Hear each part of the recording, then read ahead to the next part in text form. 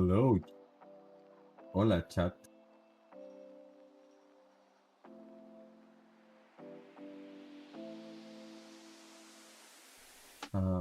Let me share Oh, uh, wait, the stream my Mac was around a out. little bit. Cool.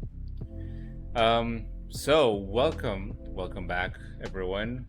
Uh, welcome back, Ernesto.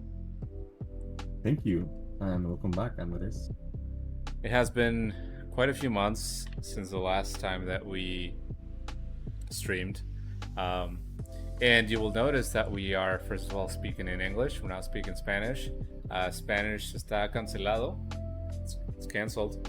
No, I'm kidding. But we discussed a few things, and I think that if we want to get the most out of Marxicans and make sense of the current geopolitical situation and also theoretical situation, we need to, start speaking in English, and hopefully it all makes sense eventually, um, and try to monetize this in a much more efficient ways, in faster ways, I should say. So, thank you for whoever is listening to our streams, and we wanted to start uh, by reading a simple book, I think, which is called A People's Guide to Capitalism. And this book, it was recommended by One Dime, Tony from One Dime in One Dime podcast. One of his, I think it was one of his video essays that I saw this.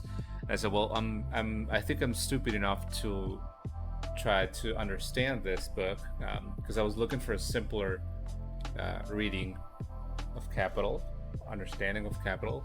I've read a few chapters of Marx Das Kapital, but I struggle a lot to try to concentrate and get most of the information, and it's obviously a pretty dense book, so you need to read it carefully and a lot of times.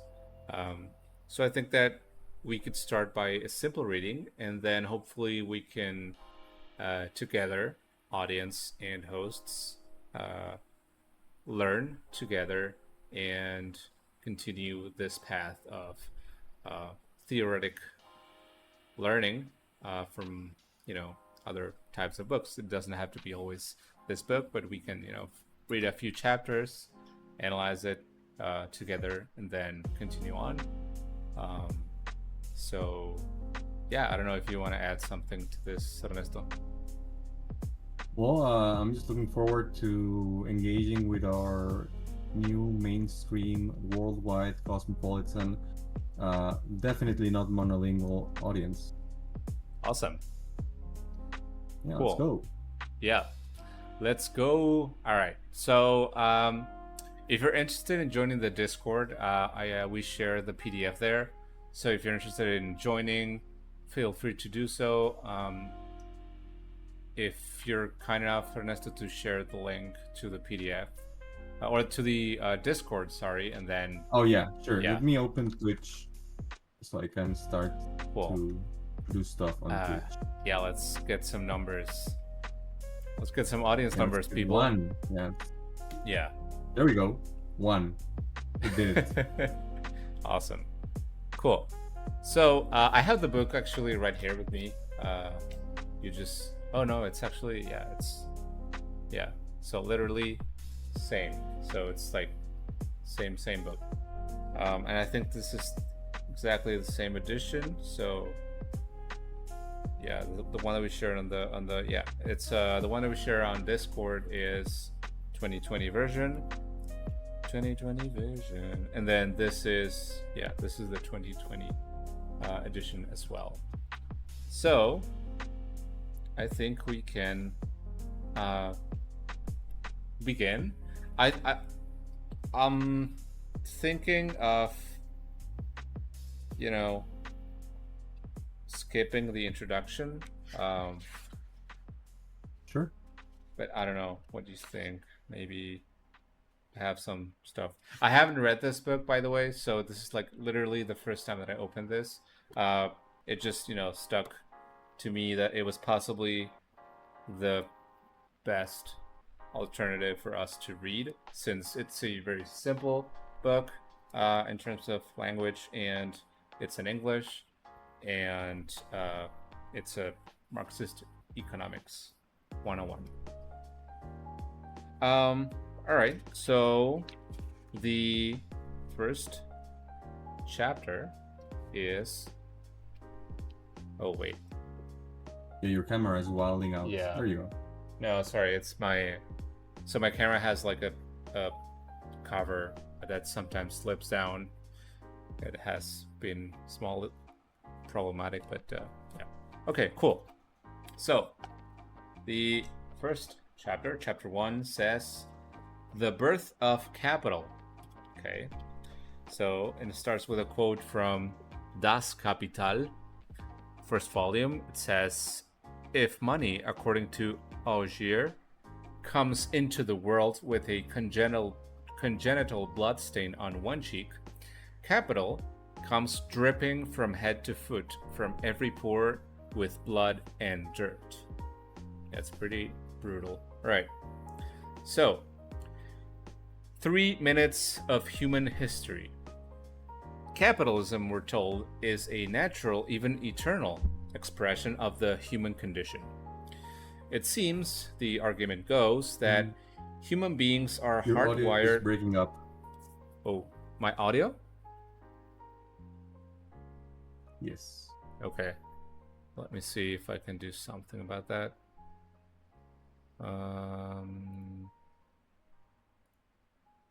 Wait. Is it breaking up But right it's just now? breaking up on Discord. It's just breaking up on Discord. Oh. I'm listening to it on Twitch. And it's sounds fine on Twitch. Okay, cool. Yeah. Weird. All right.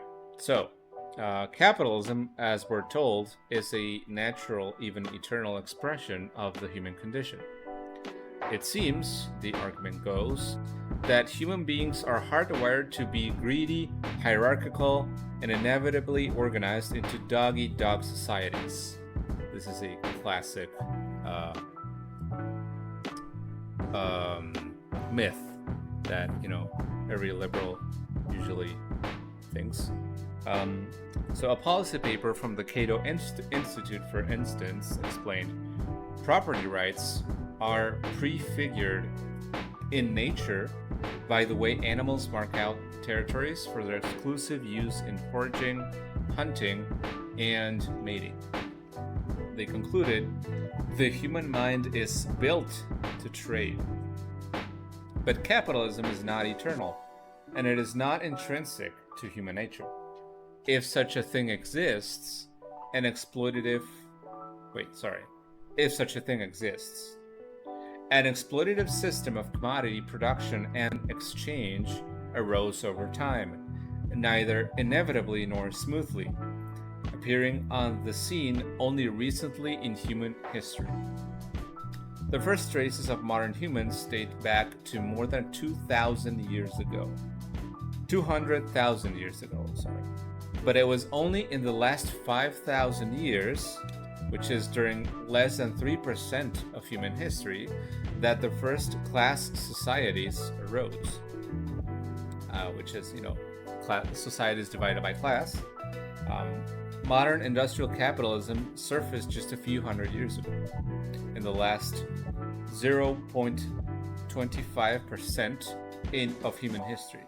So, in other words, if human history took place over the course of a single day, capitalism unfolded 3 minutes before midnight.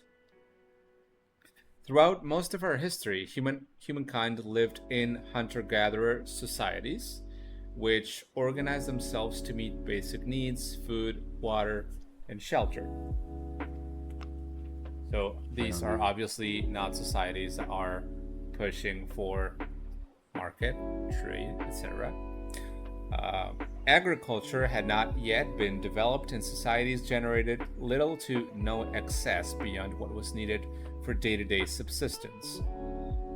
So there was no significant surplus to be hoarded by individuals or communities. Our ancestors tended, in fact, toward common ownership and egalitarianism and organized themselves by and large into loose-knit collectives with decision-making dispersed among its members. Which is, parenthesis, something interesting, because I recently read that one of the reasons that the Zapatistas use the pasamontañas, which is like the hood that you can only see the eyes, is so that whenever they're making, collective decisions, nobody is really standing on top of anyone else, right? So there's no distinction from the identity, and it's not like you can make a political career out of, you as an individual, because the decisions are made collectively. So I found that pretty interesting. Now, as anthropologist Eleanor Berkey Leacock argued, hunter-gatherer societies required great individual initiative and decisiveness among their members. Decision-making in this context calls for concepts other than ours of leader and led, dominant and deferent, no matter how loosely these are seen to apply. Just as greed and deference to authority are attributes encouraged in our current society, autonomy was a much more useful trait for hunter-gatherers. One example, quoted by Leacock, was the observation of Jesuit missionary Paul Lejeune, who came into contact with the Montagnais Naskapi people in the 17th century in Canada. He complained, "They imagine that they ought by right of birth to enjoy the liberty of wild-ass colts, rendering no homage to anyone whomsoever, except when they like. They have reproached me 100 times because we fear our captains, while they laugh at and make sport of theirs. All the authority of their chief is in his tongue's end, for he is powerful in so far as he is eloquent. And even if he kills himself talking and haranguing, he will not be obeyed unless he pleases the savages." Why and how did it come to pass that hierarchical class societies arose out of communities that had been broadly egalitarian and enjoyed the freedom of wild-ass cults, quote unquote, for many millennia? And out of these hierarchical societies, what were the historical conditions that paved the way for capitalism in particular to emerge and to eventually dominate the world we live in? From these broad outlines, we can begin to sketch out a framework that can help us understand the anatomy of capitalism. Cool. So she writes then, from surplus to class. The story begins with the development of agriculture about 12,000 years ago. The advent of agriculture opened up the possibility of producing a surplus of food items, which could then be stored for future need. Rather than the precariousness of hand-to-mouth living, the safety of that surplus on hand meant that communities could settle and grow, and some members of the group could specialize in the production of non-food items. So basically they were producing a lot of food, and they were producing so much food that they said, okay, we have enough for everyone, so we can continue producing this, and other people can then do other stuff besides, growing their own vegetables and fruits or whatever. Like podcasting. Exactly. So the first podcast was invented 2,500 years ago. So they could specialize in the production of non-food items, right? Between the 3rd and 4th millennia BCE, towns spread across the globe from Mesopotamia to India to China to Africa. Throughout several thousand millennia, the need for supervision and control over these surpluses meant that societies became increasingly socially stratified. Initially, this was likely in the interest of the group as a whole, as it provided stability through the ups and downs of weather patterns and access to resources. But ultimately, those who maintained and supervised the surplus, and who would eventually appropriate this surplus through violence, taxes, or both, cohered into a social class distinct from the majority. It took millennia for conflicting classes, groups of people, which is groups of people with different relationships to the production, ownership, and distribution of wealth and goods, which, as we already saw, is moving from agriculture to other kinds of products. And then this, broadened encountering between other societies pushed forward the creation of classes and stratification of societies. Great. So we'll delve into classes more fully in Chapter 4. In the meantime, for our purposes here, note that various kinds of societies built upon these divisions, slavery, tributary, and feudal modes of production, and later capitalism, as we know, feudalism transitioned to capitalism, developed worldwide. This process was not smooth or automatic, nor one that came about without resistance, right? So, as we know, slavery and the abolition of slavery, or we could say the partial abolition of slavery, because slavery in a lot of places is basically slave labor, right? Came about with quite a lot of resistance. At least you can research that, the civil movements in the United States, particularly, or more popularly known, at least in the West. Great. Capitalism's rosy dawn, again with I think I'll take that off eventually. Capitalism is one type of class society, the type that dominates the globe today. It first emerged in medieval Europe, where feudal societies had been dominant.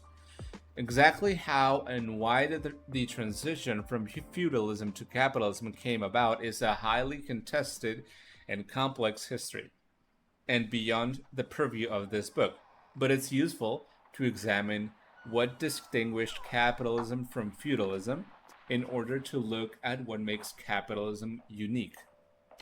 Which I think it's a pretty interesting way of looking at this, because also Marx talks about this in his Das Kapital. Feudalism essentially divided monarchic lands among local lords, right? So landlords, as you may call them. These lords then ruled over the inhabitants of their respective estates. Tied to their lords' estates, which are serfs, unfree peasants, they were put to work. They had to pay their lords with money or with a portion of their harvest, or by tiling the roads, or by tiling the roads fields for a certain number of days per week. Tilling. Yeah, thank you.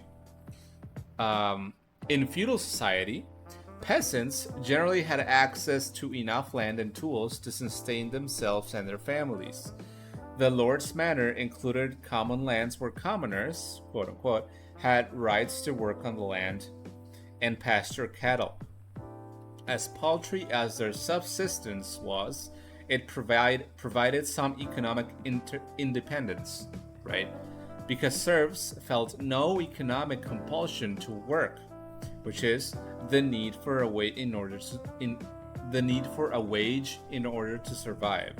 It was ultimately the lord's capacity to mobilize force that prevented peasants from keeping the total fruits of their labor, or from fleeing bondage altogether, which is something that I found pretty interesting when I was reading Das Kapital, because I think that it's sort of the kind of examples that makes you question how does history move, right? So does history move in an ascendance progressive way, or is history like a mixture of chaotic stuff happening over like event after event after event and unfolding, right? Because then you think, okay, so the serfs, even though they were indebted to their landlord, their feudal lord, they pretty much had like they didn't have a necessity to work.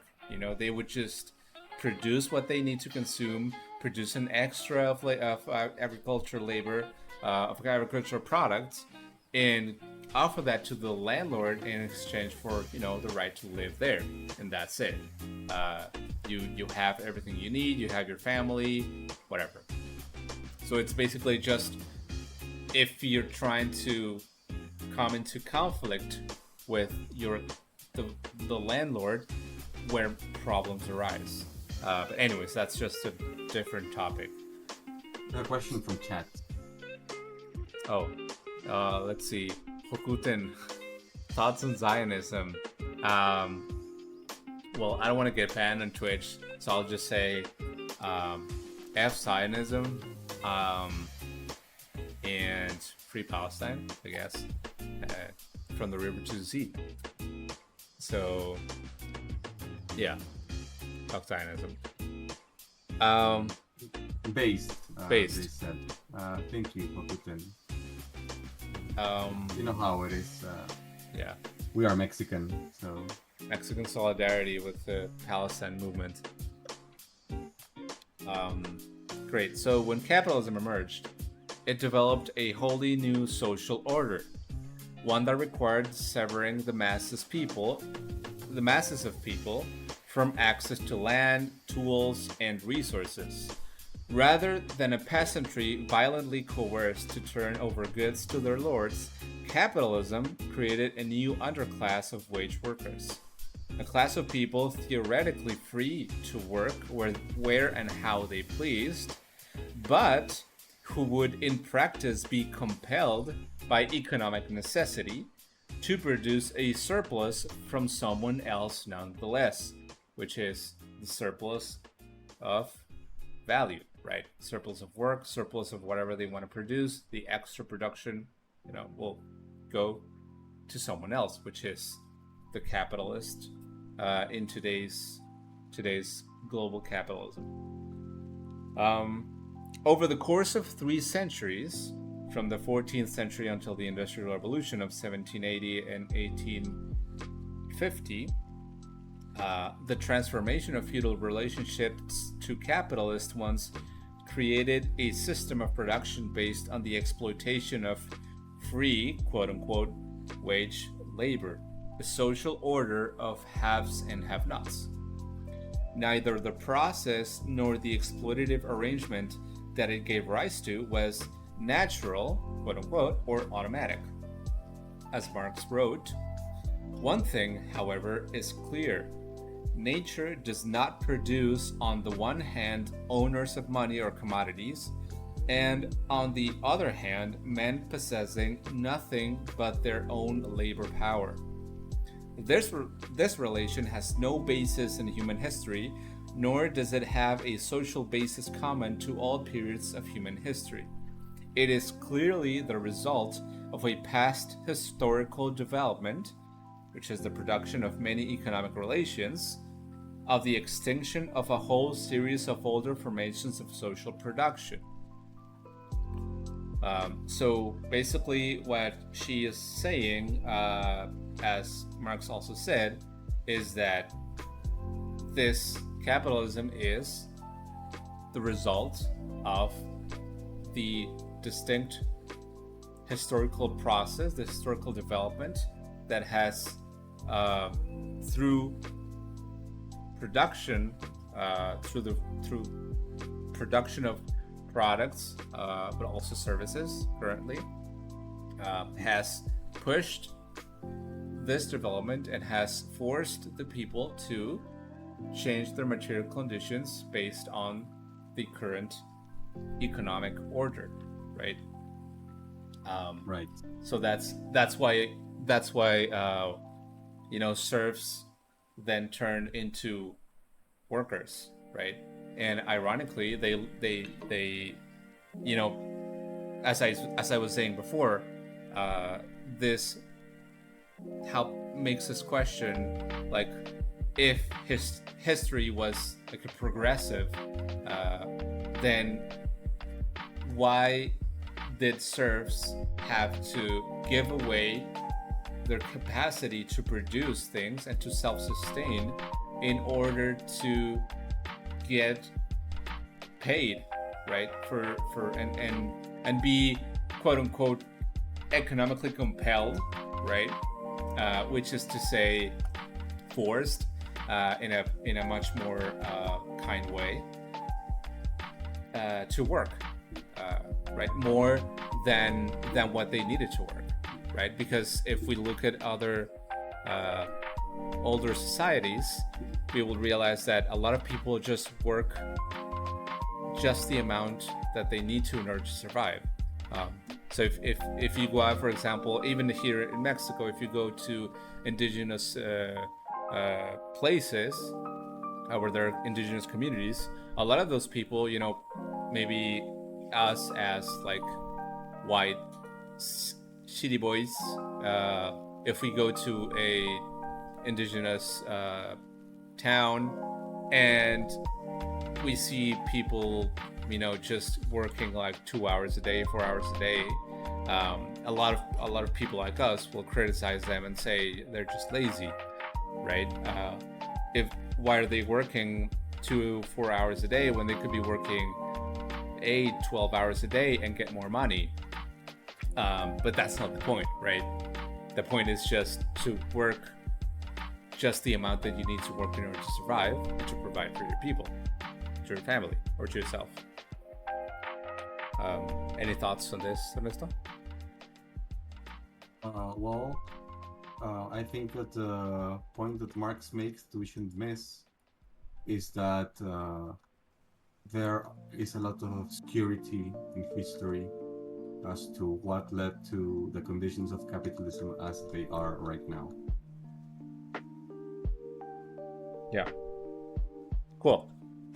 So,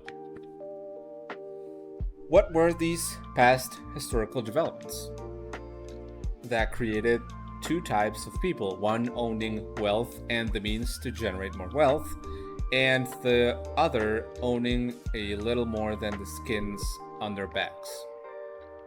Classical economists like Adam Smith argued that capital came to be through a gradually evolving division of labor, where some people became traders, and some of these traders would eventually, through thriftines or hard work, thriftiness,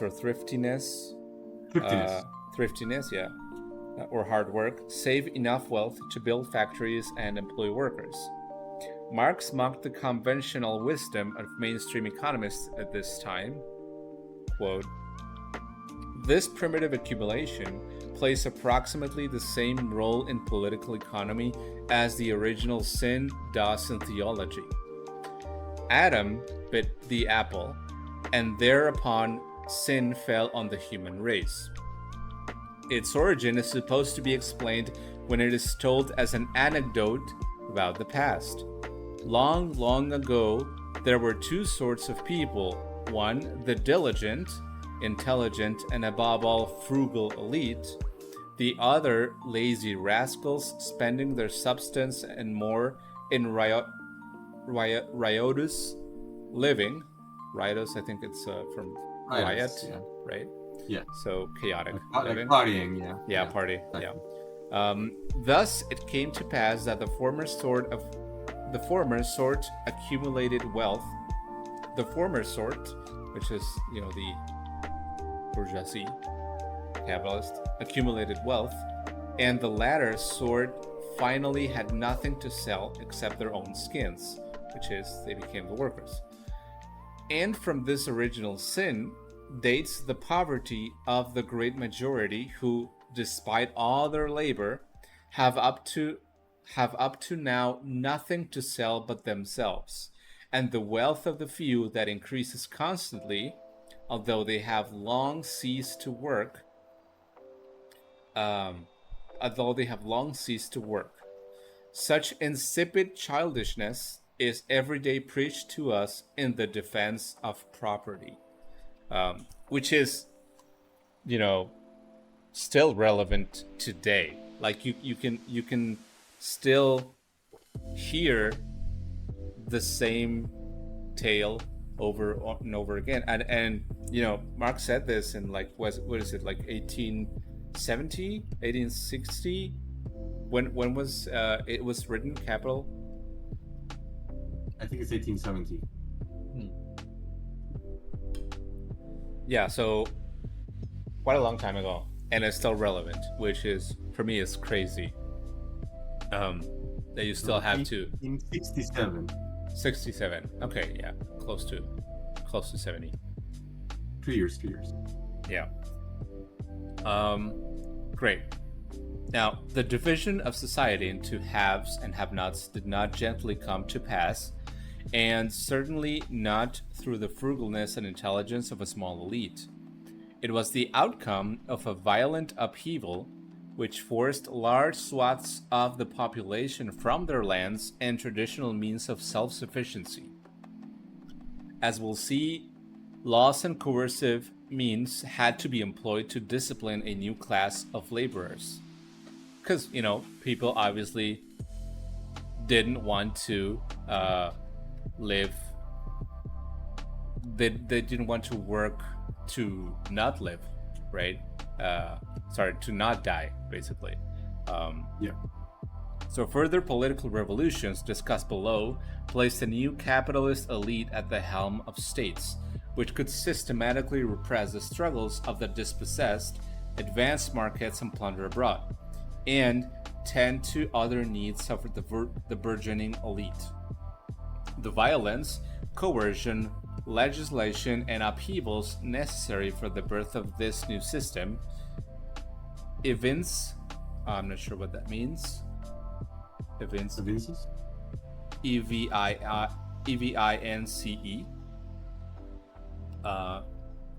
To reveal the presence of a quality or feeling. Okay, so to like evidenciar, right? Yes, evidence, Okay. yeah. So The evidence of indicate. okay, yeah. So this the violence, coercion, legislation, and upheavals necessary for the birth of this new system evince just how unnatural and vicious the road to capitalism was. Right, because it was full of resistance, and to impose this new order, you need force. You need to impose the new order through violent means, if necessary. And in this case, for people to accept it, it was necessary. So, where wealth accumulates and men decay, and it's a next title. I don't know if you can see it, but yeah. Subtitle, subchapter. Subchapter, yeah. So, where wealth accumulates and men decay. Section. Let me close my door. Sure.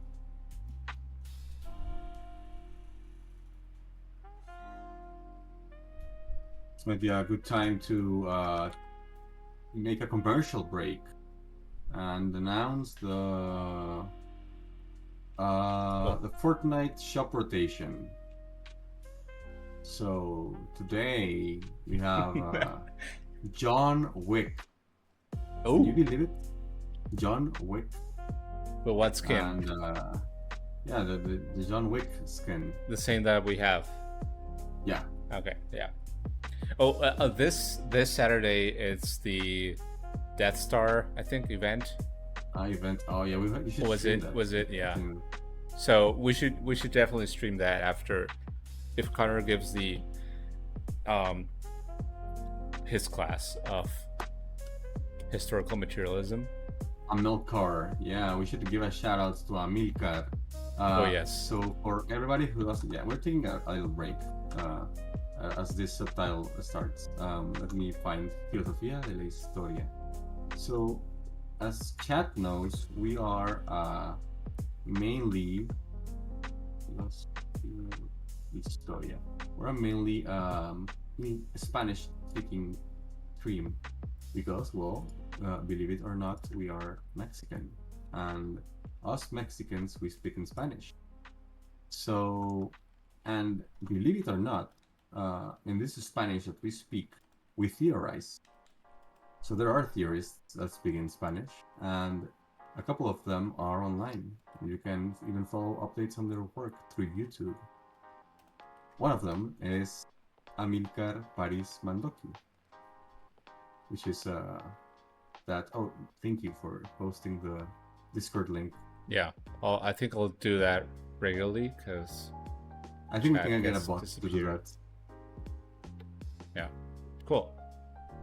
Ah, that's the just, one. like- Okay, I'll click it. And so that's just an example. Cool. The Thesis on History video by about Walter Benjamin. You guys know, right? The Angel of Yeah. History, That's so one. on and Yeah. so forth. Yeah, pretty good. It's an Yeah. overview, nothing too controversial, but I mean, I'm sure you guys are a fan of educational content, right? For sure. It's prime educational content in Spanish. And here we're trying to make the bridge, right, to you guys, the Yeah. non-Spanish speaking audience. So maybe, I don't know, one day we'll do a collab with Amilcar and, I don't know, produce something in English with him. That would be nice. But for now, catch his videos, please. Yeah, for sure. We recommend that as well. Yeah. And yeah, but I was mentioning Connor mostly, like for his class in historical materialism, because Connor is also part of the Marxist community and Marxist co-hosts. So yeah, which that is, sorry to interrupt you, but just as a general announcement to people about Marxicans and the Marxicans community, this is an open platform. So just talk to us and let's see if we can work together.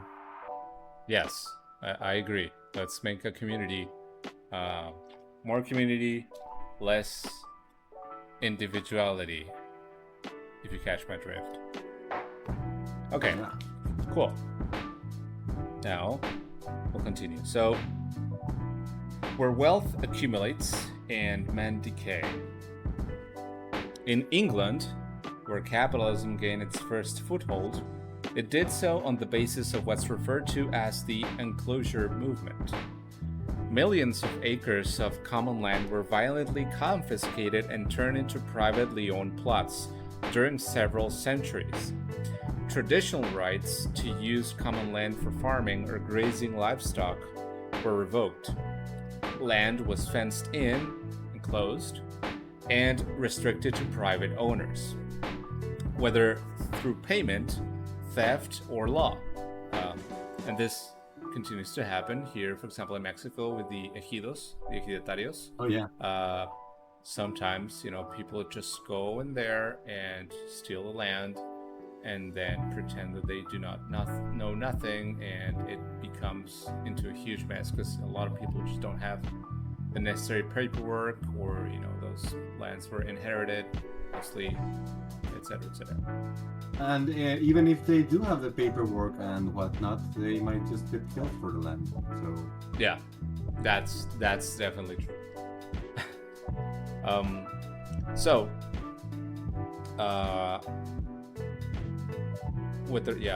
so through this process, land was concentrated into the hands of a few landowners, while masses of people were left with no means of self-sustenance and therefore no means to maintain economic independence, which is to say that they were stripped of their working fields, right? So their own means of production were taken away from them. Forced evictions of peasants left villagers landless and roaming the country seeking livelihood and subsistence. English farmer, journalist, and pamphleteer William Cobbett reported on conditions created by enclosures and disasters that befell everyday people who were left, quote unquote, ragged as coals and pale as ashes. The day was cold too, he related one day in November, and frost hardly off the ground, and their blue arms and lips would have made any heartache but that of a set sailor or the lone jobber. The next day he came upon another village where, and then she quotes, the laborers seem miserably poor. Their dwellings are little better than pig beds, and their looks indicate that their food is not nearly equal to that of a pig. Their wretched hovels are stuck upon little bits of ground on the roadside. Yesterday morning was a sharp frost, and this had set the poor creatures to digging up their little plats of potatoes. In my whole life, I never saw human wretchedness equal to this. Right, so conditions of misery were being exacerbated pretty fast. Landowners benefited greatly from combining many small plots, which previously had been tilled by individual peasants, into large estates that could be more productive. Peasants, meanwhile, were obliged to pay rent and yearly leases or be forced off the land. Many, unable to pay rent, became agricultural workers on large farms. Yet, agricultural work did not keep pace with the growth of the uprooted population. Many more peasants were set free, quote unquote, to become the proletarians, or workers, in burgeoning manufacturing towns. So, peasants were set free of their lands and sent to become productive members of society by working in manufacturing towns, which later became cities, right? So they went from rural areas into much more developed areas, which is usually what happens with every other major cities, especially, you know, in other places, like even like in Mexico, a lot happens, you know, where people come from other municipalities, even other states, to look for work here in industrialized zones. So from the 16th to the 18th centuries, a new system of manufacture developed in towns. Here, groups of workers were assembled under one roof with the machinery and raw materials supervised to avoid the common theft or raw materials at home, and paid a wage to produce commodities.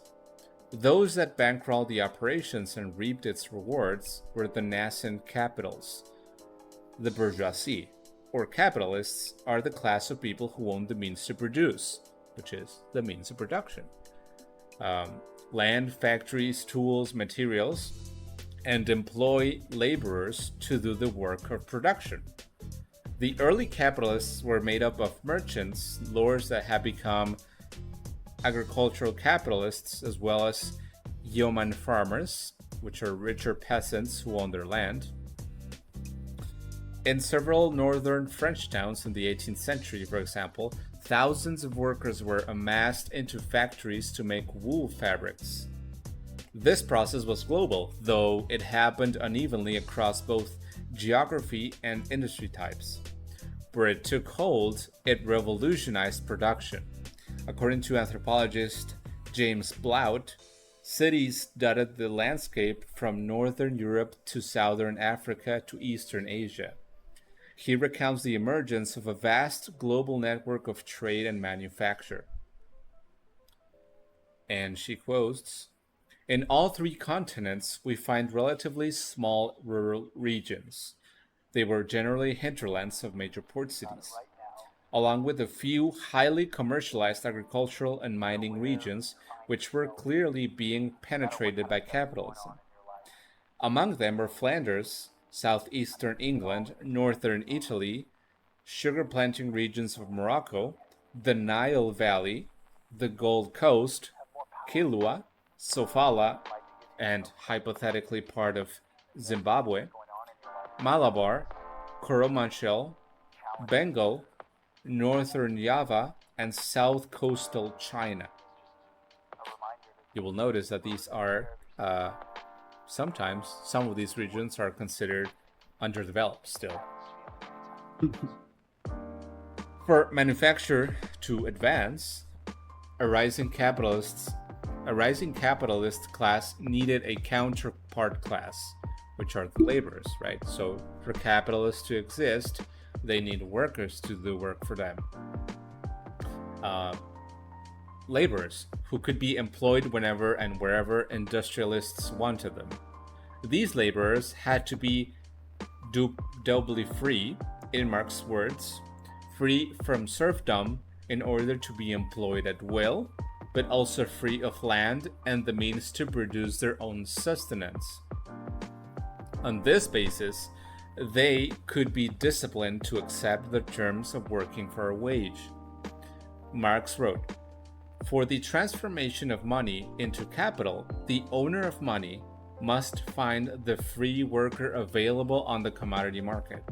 And this worker must be free in the double sense that as a free individual, he can dispose of his labor power as his own commodity.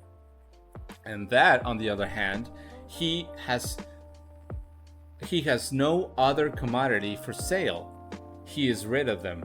He is free of all the objects needed for the realization of his labor power." So, as long as peasants and their families had some economic independence, obligation to serve their feudal lords was quite transparent. Landowners and the state had to physically wrest a portion of the peasants' harvest through rent and taxes. Under the guise of freedom and democracy, the new landless wage laborers were free to sell their labor power to whomever they chose or face starvation, right? So it's like when people tell you, well, have you ever considered changing jobs?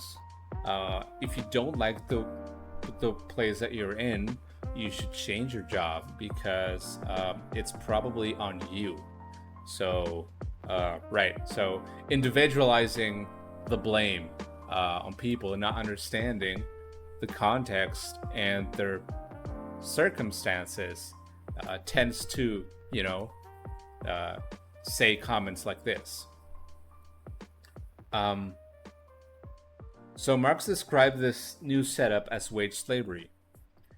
The Roman slave was held by chains. The wage laborer is bound to his owner by invisible threads. He explained.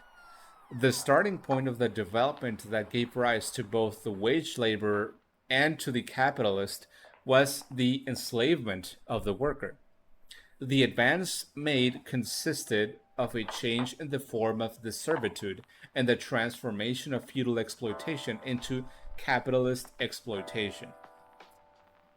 Thus, while Adam Smith was writing a capitalist manifesto in The Wealth of Nations, and other Enlightenment philosophers, economists, and writers were celebrating the rise of capitalist ideals, the ugly underbelly of this new wealth was making itself known. In 1770, just 6 years before the publication of The Wealth of Nations, Irish poet and playwright Oliver Goldsmith wrote The Deserted Village. His poem condemned enclosures, rural depopulation, and the explosive growth of wealth. It read in part, "No more thy glassy brook reflects the day, but choked with sedges works its weedy way. Ill fares the land to hastening ills a prey, where wealth accumulates and men decay. But times are altered, trade's unfeeling train usurp the land and dispossess the swain." Along the lawn, where scattered hamlets rose, unwieldy wealth and cumbrous pomp repose. Now, I think we can read a couple more chapters and continue. You can finish the chapter. Yeah. If you want, I'll read. I'll pick it up. Okay. Cool. Oh yeah, it's actually we'll actually finishing. No, I think we'll finish the chapter because it's not too long. Let me just drink some water. Yeah. Remember, guys, if you want to read along with us, you can go to our Discord and pick up the PDF of the book. So, prisoners of starvation, disciplining the new working class. The expropriated peasants turned workers were subjected to a new hell on earth in dark satanic mills, so called by poet William Blake.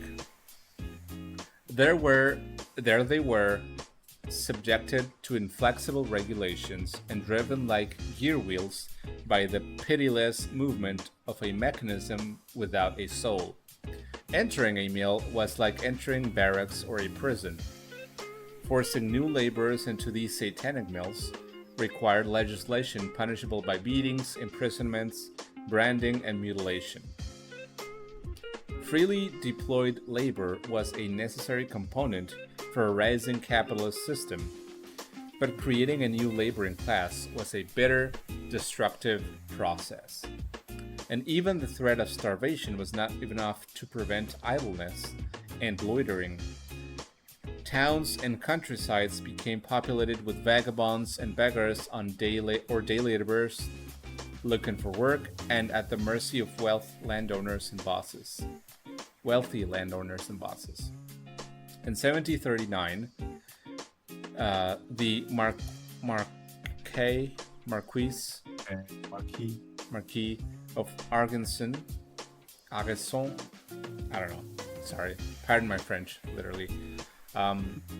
A French nobleman noted in his memoirs, "For a year now, misery has been progressing in the kingdom at an incredible rate.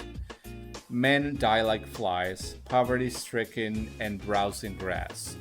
Not surprisingly, inclusions were met by riots, the tearing down of fences, the destruction of estates, and full-scale rebellions, such as Cat's Rebellion of 1549. Which swelled to 16,000 strong and briefly captured the second largest city in England. The new working class was forged through brutal legislation against vagabondage, joblessness, and begging.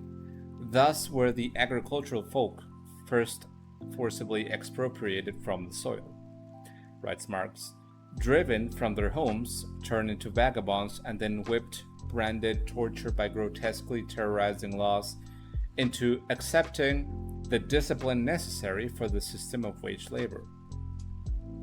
In England, a law entitled Voluntary Criminals in 1530, for instance, called for whipping, imprisonment for sturdy vagabonds. They are to be tied to cart tail and whipped until the blood streams from their bodies. Then they are to swear an oath to go back to their birthplace or to where they have lived the last 3 years and to put themselves to labor. For the second arrest of vagabondage, the whipping is to be repeated and half the ears sliced off. But for the third relapse of the offender, he is to be executed as a hardened criminal and enemy of the common weal. That's pretty brutal. Let me open the door. My cat wants to go out. Sure.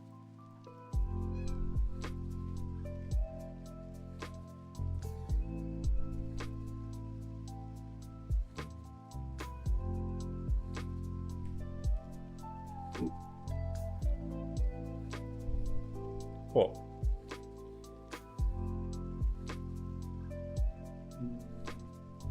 Let me see where it was here. Okay, yeah. So a statute in 1547 condemned idlers to become enslaved, whipped, chained, and branded with the letter V on their breast. Marx eloquently summed up how workers were forced to accept their lot as natural. Over time, the economic relations of capitalism would enforce themselves daily upon the working class as self-evident natural laws, and for the most part, without great fanfare. And then she quotes, "The organization of the capitalist process of production, once it is fully developed, breaks down all resistance. The silent compulsion of economic relations sets the seal on the domination of the capitalist over the worker. Direct extra-economic force is still, of course, used, but only in exceptional cases. In the ordinary run of things, the worker can be left to the natural laws of production.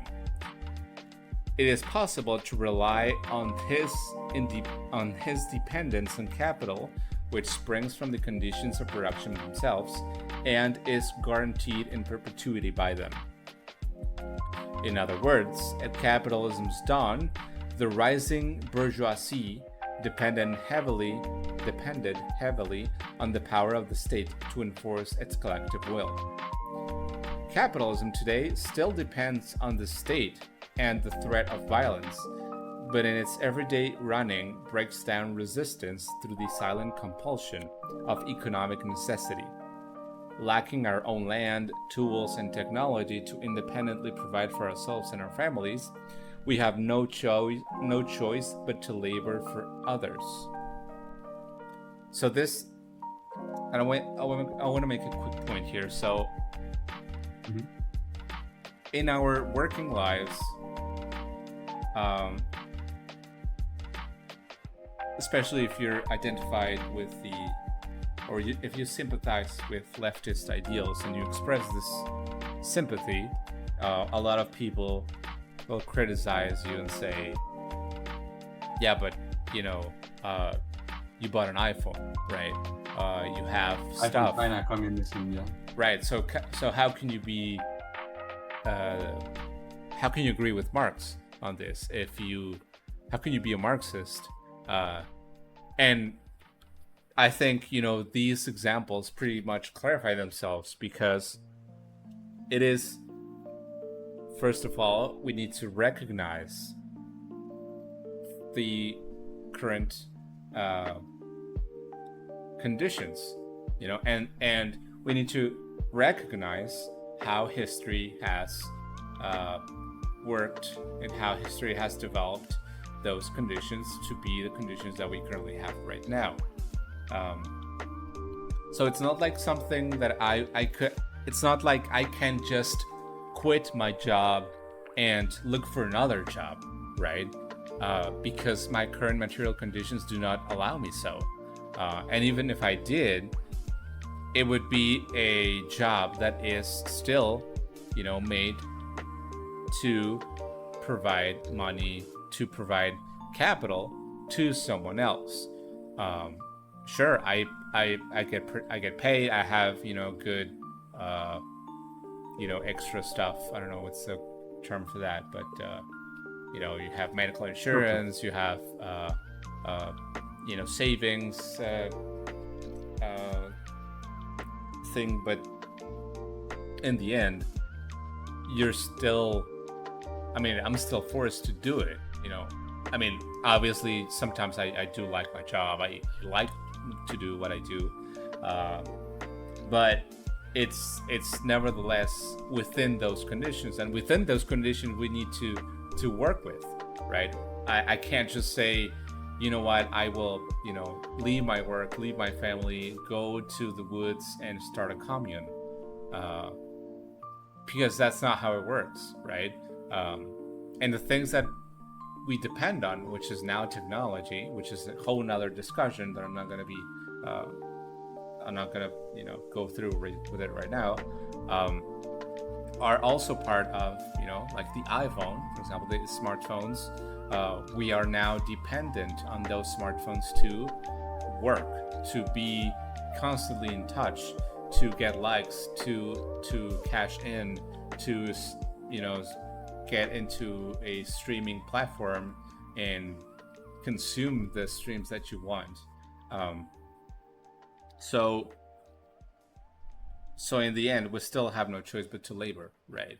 Either for ourselves or for others, but we need to do that, because if not, then we will die. Which is not the case, for example, with the capitalist class. The capitalist class, or the bourgeoisie, they do not work, right? In general, they just administer capital. And the way that they administer capital is, I have my workers, so I'll make them work. And obviously then we would talk about the petit bourgeoisie, which are, the small entrepreneurs, which, they are part capitalists, but also they still need to work, right? Because if not, their business will go broke. So it's like a self-exploitative relationship. But anyways, I will not go into that road right now. We'll get there. Yeah, eventually. Anyways, small reflection. So, a state of their own. Marx wrote that the economic structure of capitalist society has grown out of the economic structure of feudal society. The dissolution of the latter set free the elements of the former. He meant that the development of capitalist relationships and production grew within feudal society before they broke out into fully capitalist societies. The contradictions between the two forms of societies did not automatically translate into clear conflicts between the old order and the burgeoning new elites. The monarchic states of kings and their lords, in fact, helped to facilitate the enclosures and laws to discipline the working class, as well as encourage trade and finance factories and new forms of production in the cities. Yet, feudal relationships also fettered the rising capitalist class. The monarchies and the landholding class were more interested in building up riches, weaponry, and their armies, and tended to slow and squander opportunities for economic advances. Society would increasingly divide between forces of economic progress and forces that still benefited tremendously from the existing feudal relationships. These contradictions broke out into bourgeois revolutions in Western Europe, which are the Dutch Revolution of the 16th century, the English Revolutions of 1640 and 1688, and the Great French Revolution of 1789. Each in turn provided pivot points, which broke apart feudal tenures and helped to establish the state's intervention on behalf of the capitalist class. Most critically, the bourgeoisie gained the economic upper hand through the Industrial Revolution in England and through its political counterpart in the French Revolution. Economic breakthroughs necessitated new political ideology, around which the new bourgeois class, and in some cases lower classes, could be rallied. They propagated worldviews such as the right to private property, freedom from servitude, and an end to hereditary power. As British Marxist Chris Harman argued, that class required its own ideas, its own organization, and eventually its own revolutionary leadership. Where its most determining elements managed to create such things, the new society took root. The bourgeois revolutions were essential to securing capitalist states. These states defended the new class and its interests, and facilitated the expansion of their economic power domestically and abroad. If you're interested, you could check out Marx. Was it 18th Brumaire? Yeah. Okay, yeah. Just thought of the, because in Spanish is El 18 Brumario, which is like, literal translation would be the 18th Brumaire, in which he talks about precisely the French Revolution, which is primarily a bourgeois revolution, and how I think this reflects a lot on modern democracies, liberal democracies, in the sense that it's like one bourgeois group passing power or like losing power to another bourgeois group, right? And so on and so on, as Zizek would say. Um, cool. So next subchapter, a primitive accumulation of wealth. This is a direct reference to Marx's chapter of Capital, Primitive Accumulation, which is in a lot of reading guides of Das Kapital. This would be the first chapter because it provides the entire historical context of how feudalism and capitalism, that transition illustrates it pretty well, with a lot of historical accuracies. So, why capitalism first got its footing in Britain and a few other pockets in Western Europe is another source of controversy among Marxists and other radical historians. Whichever the reasons, its eventual domination would not have decisively cohered without the brutal enslavement of as many as 20 million Africans over the course of 4 centuries of the Atlantic trade of enslaved people. 20 million slaves. The monstrous horrors of that trade have been well documented. The buying, breeding, and selling of human beings as though they were cattle, the tearing apart of families, the cruelty of slave drivers in whipping, mutilating, raping, and killing enslaved people, put simply, the ultimate degradation of man. American historian Howard Zinn described the capture and journey of Africans to slavery. The marches to the coasts, sometimes for 1,000 miles with people shackled around the neck, under whip and gun, were death marches in which 2 of every 5 blacks died. On the coast, they were kept in cages until they were picked and sold. Then they were packed aboard the slave ships in spaces not much bigger than coffins, chained together in the dark, wet slime of the ship's bottom, choking in the stench of their own excrement. On one occasion, hearing a great noise from below decks where blacks were chained together, the sailors opened the hatches and found the slaves in different stages of suffocation. Many dead, some having killed others in desperate attempts to breathe. Slaves often jumped overboard to drown rather than continue their suffering. To one observer, a slave deck was so covered with blood and mucus that it resembled a slaughterhouse.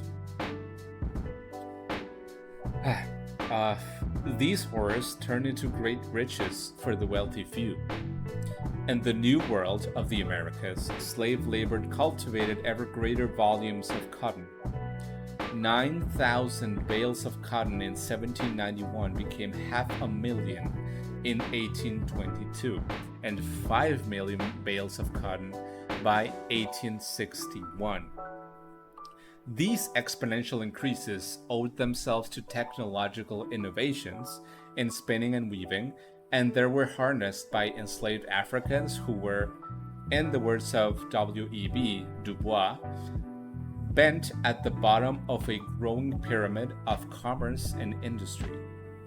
Enslaved people not only could not be spared if this new economic organization was to expand, Dubois continues, but rather they became the cause of new political demands and alignments, of new dreams of power and visions of empire. In the Old World, this wealth fueled investments that would spur in the Industrial Revolution in Britain.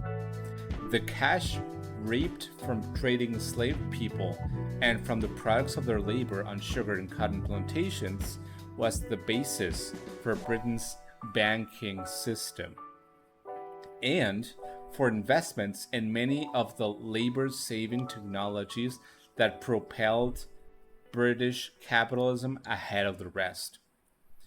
Among others, James Watt's steam engine was financed by the trade of enslaved people. Trinidadian historian Eric Williams' famous account of capitalism and slavery described how the sugar planters were among the first to realize the steam engine importance. The plantations were among the steam engine most important market. The trade of enslaved people also encouraged the growth of the iron industry, which supplied chains, padlocks, and fetters for the people's owners, as well as firearms that were traded for enslaved people, and metal used in traders' ship construction. Likewise, the trade of cotton goods stimulated cotton manufacturing by enslaved Africans, and the sugarcane harvested by their counterparts on plantations in turn drove the growth of sugar refinery in English towns. Nearly all of Britain's growing towns and cities flourished as a result of slavery. From seaport towns like Liverpool, centered on trade of enslaved people, to manufacturing towns like Lancashire and Manchester. Thus, it wasn't the case that Europe developed capital and industrial growth while the rest of the world didn't, but rather, as Walter Rodney put it, Western Europe developed economically by actively underdeveloping Africa and other parts of the colonized world. The development of free labor in Europe needed the decidedly unfree labor of plantations. As Marx wrote, while the cotton industry introduced child slavery into England, in the United States, it gave the impulse for the transformation of the earlier, more or less patriarchal slavery into a system of commercial exploitation. In fact, the veiled slavery of the wage laborers in Europe needed the unqualified slavery of the New World as its pedestal. Finally, the unfree labor of the enslaved people could only be set to work on land that was stolen. Yet another violent expropriation was required, this time of the indigenous populations in the Americas. The slave plantations and colonial settlements were built upon over 1.5 billion acres of land inhabited by Native American tribes. Their brutal dispossession and ethnic extermination were nothing short of genocidal. Lest we think the early capitalists piled up their wealth penny by penny, as in Adam Smith's version of the story, the truth has more to do with conquest, robbery, and pillage, from piracy to colonialism, to the European Crusades, to the enslavement of Africans. You can get a picture of how early capital was accumulated by looking at the 17th century map of West Africa. You will find Ghana, then called the Gold Coast, called such until its independence in 1957, to its west, the Ivory Coast, and to its east, the Slave Coast. Let me drink a little bit more of water, but we can see that slavery has a lot to do with the development of the Western world, particularly Europe. Yeah, and the same can be said for Mexico, where the big industrial push that is often attributed to Porfirio Diaz can really only be laid on the shoulders of the slaves that built it, which were many different kinds of slaves in many different kinds of plantations and so on. Famously, the government of Porfirio Diaz exterminated the Yaqui people through a campaign of enslaving them and then moving them across the country to die in plantations. Yeah, and also northern Mexican capitalists had a lot of investments in the cotton camps in the southern the United States, and they were so they profited a lot from slavery in the United States before the Civil War broke out. Yeah, the municipality of Santiago, which is near us, one of its first major industries was cotton.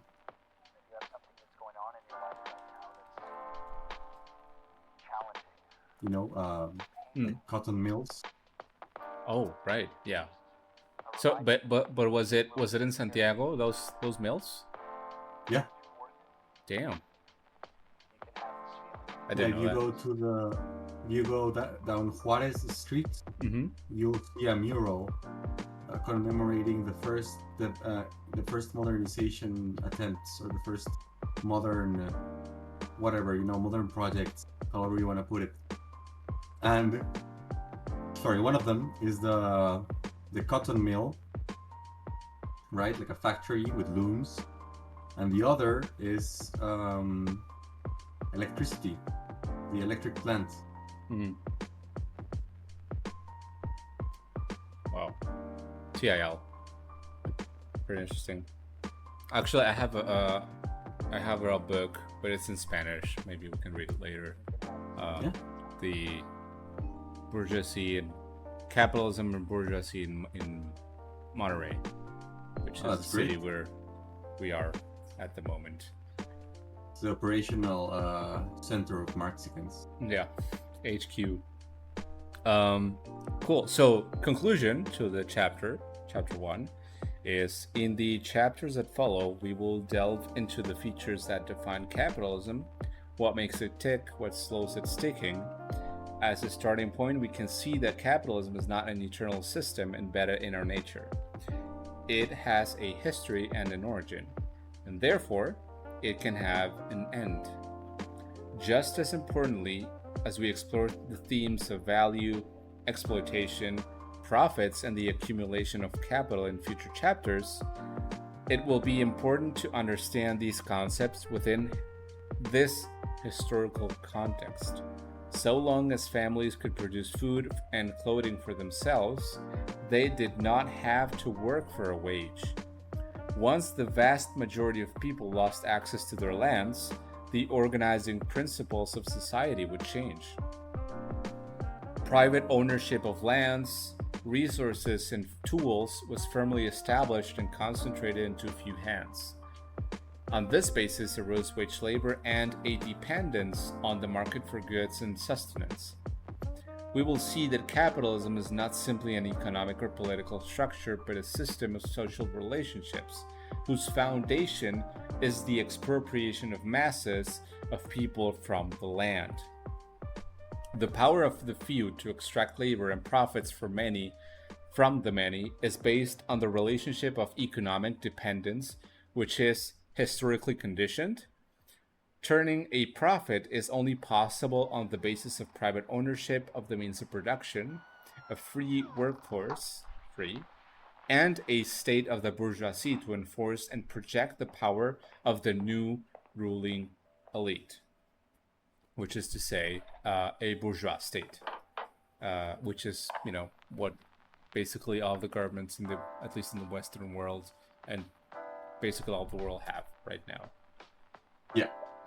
Lastly, the fact that the opening shots of capitalism are processes that simultaneously destroy humans and land, expropriation, plunder, slavery, and conquest, give us some indication of what's to come in regards to oppression and environmental devastation wrought by the system.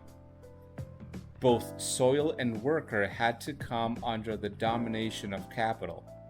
As Marx described, the theft of common land and the transformation into modern private property under circumstances of the ruthless terrorism conquered the field for capitalist agriculture, incorporated the soil into capital, and created for the urban industries the necessary supplies of free and rightless proletarians.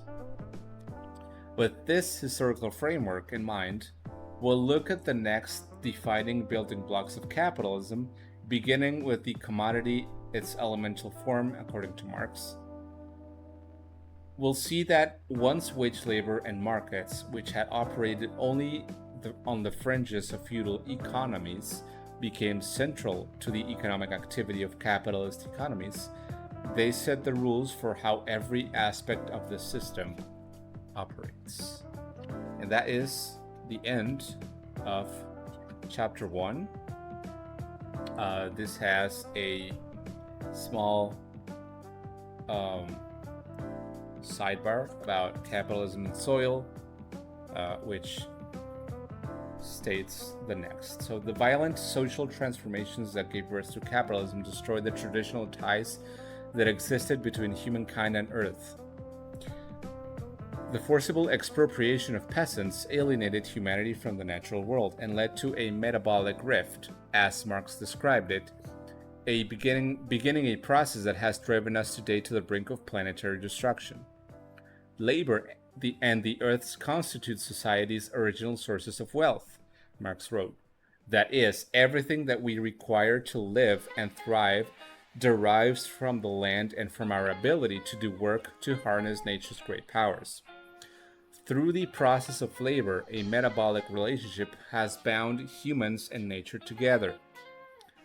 Labor is first of all, she quotes, labor is first of all a process between man and nature, a process by which man, through his own actions, mediates, regulates, and controls the metabolism between himself and nature. He confronts the materials of nature as a force of nature. He sets in motion the natural forces which belong to his own body, his arms, legs, head, and hands, in order to appropriate the materials of nature in a form adapted to his own needs. Through this movement, he acts upon external nature and changes it. And in this way, he simultaneously changes his own nature, which then talks about a little bit of alienation, Marx, after this, if I remember correctly, on his Capital book. Continuing, so she continues to write, the enclosures in England put an end to collective use of land and instead turned both laborers and the natural world into mere inputs for agricultural and industrial production. Marx explained that for the first time, nature becomes purely an object for humankind, purely a matter of utility, ceases to be recognized as a power for itself, and the theoretical discovery of its autonomous laws appears merely as a ruse so as to subjugate it under human needs, whether as an object of consumption or as a means of production. While the masses of people were dispossessed, the land itself was robbed of nutrients as rapidly increasing output of industrial agriculture despoiled the earth. The soil was depleted of nitrogen, phosphorus, and potassium, which reappeared in the cities in the form of urban pollution, simultaneously poisoning the land and the city dwellers. Marx was profoundly disturbed by this development and considered it a breach in the natural relationships of humans to the earth.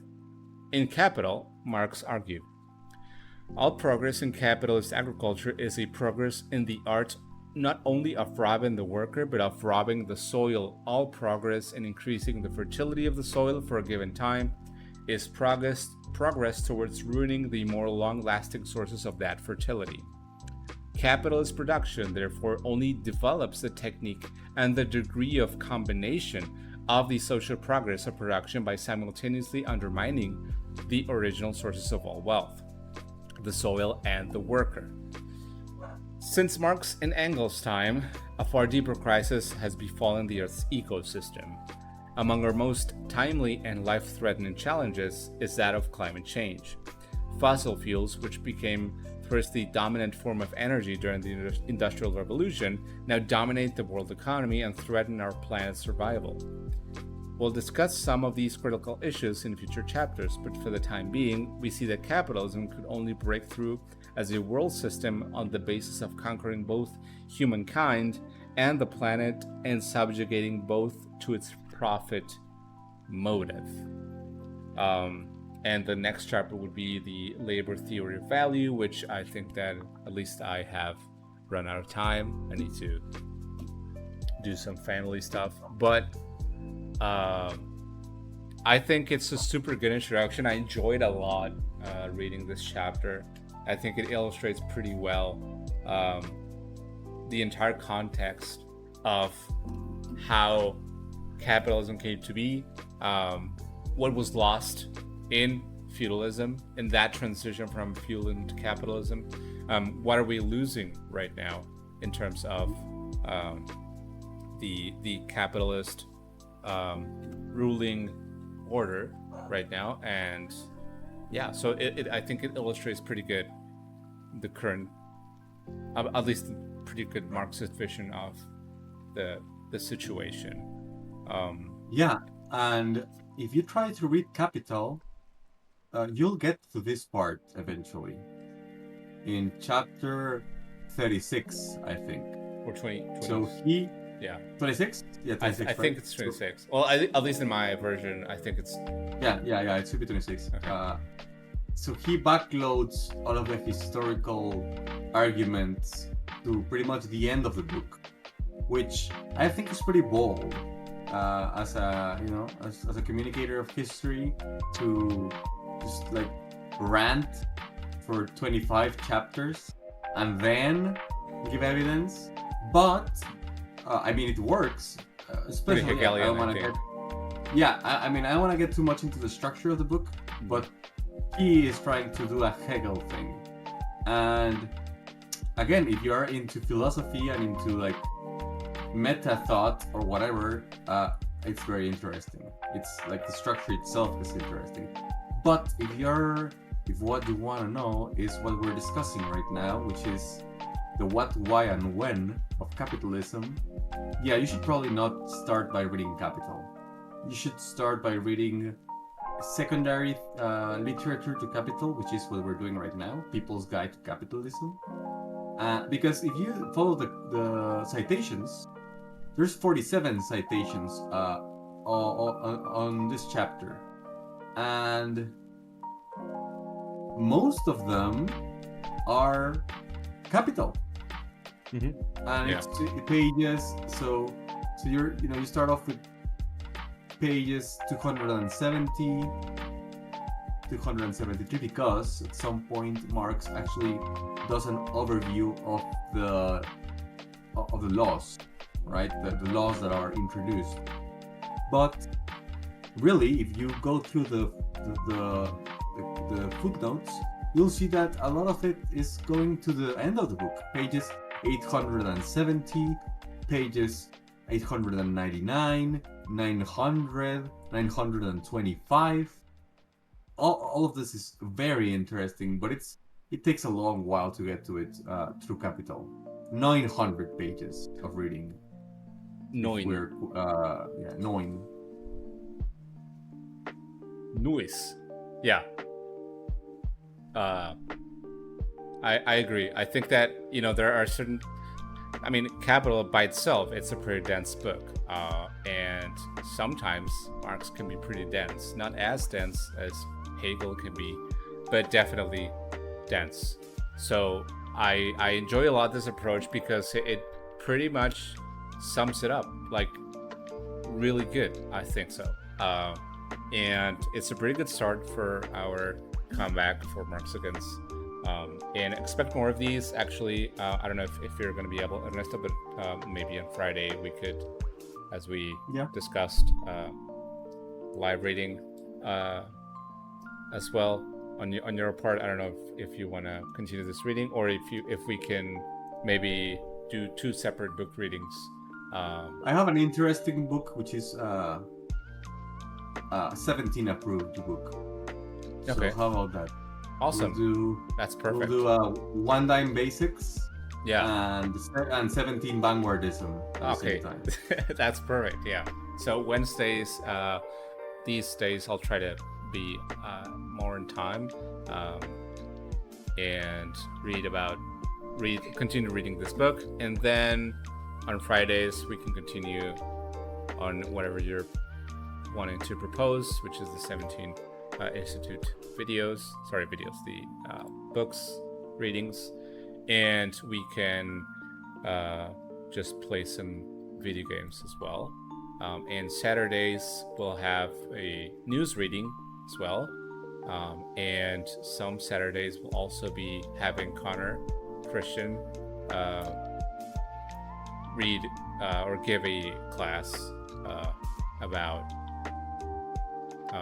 historical materialism, which is emanated from an interpretation by a Chilean